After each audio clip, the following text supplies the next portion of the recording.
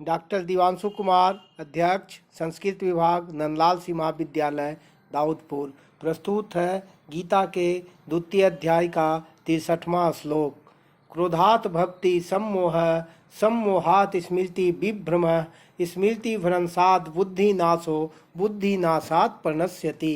कामात, कामना से बाधा लगने पर, क्रोध, क्रोध अभिजायते, पैदा होता है। क्रोधात, क्रोध होने पर, सम्मोह, सम्मोह मूढ़भाव भवति हो जाता है। सम्मोहात, सम्मोह से, स्मृति विभ्रम, स्मृति भ्रष्ट हो जाती है। स्मृति भ्रंशात, स्मृति भ्रष्ट होने पर, बुद्धि नाश, बुद्धि विवेक का नाश हो जाता है। बुद्धि नाशात, बुद्धि का नाश होने पर मनुष्य का प्रणश्यति, पतन हो जाता है। कामात क्रोधो अभिजायते, क्रोधात भवति सम्मोह, सम्मोहात स्मृति विभ्रम, स्मृति भ्रंशात बुद्धि नाशो, बुद्धि नाशात प्रणश्यति।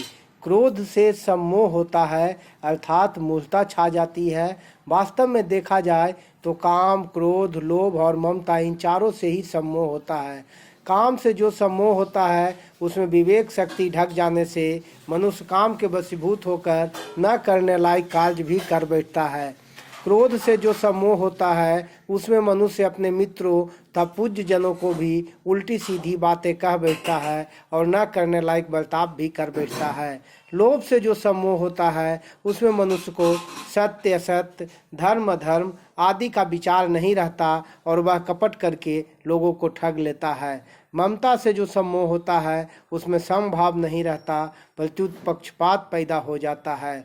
अगर काम, क्रोध, लोभ और ममता इन चारों से ही सम्मोह होता है तो फिर भगवान ने यहाँ केवल क्रोध का ही नाम क्यों लिया? इसमें गहराई से देखा जाए तो काम, लोभ और ममता, इनमें तो अपने सुख भोग और स्वार्थ की वृत्ति जागृत रहती है, पर क्रोध में दूसरों को अनिष्ट करने की वृत्ति जागृत रहती है। अतः क्रोध से जो सम्मोह होता है वह काम, लोभ और ममता से पैदा हुए सम्मोह से भी भयंकर होता है। इस दृष्टि से भगवान ने यहाँ केवल क्रोध से ही सम्मोह होना बताया है। सम्मोहात स्मृति विभ्रमा, मूर्छा छा जाने से स्मृति नष्ट हो जाती है, अर्थात शास्त्रों से, सद्विचारों से जो निश्चय किया था कि अपने को ऐसा काम करना है, ऐसा साधन करना है, अपना उद्धार करना है, उसकी स्मृति नष्ट हो जाती है, उसकी याद नहीं रहती। स्मृति भ्रंशात बुद्धि नाश, स्मृति नष्ट होने पर बुद्धि में प्रकट होने वाला विवेक लुप्त हो जाता है, अर्थात मनुष्य में नया विचार करने की शक्ति नहीं रहती। बुद्धि नाशात प्रणश्यति, विवेक लुप्त हो जाने से मनुष्य अपनी स्थिति से गिर जाता है।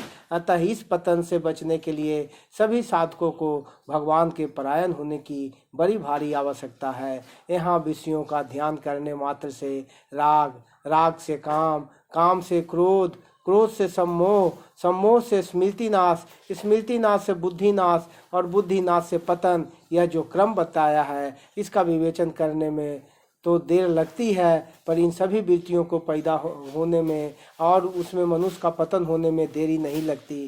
बिजली के करंट की तरह ये सभी वृत्तियाँ तत्काल पैदा होकर मनुष्य का पतन करा देती हैं।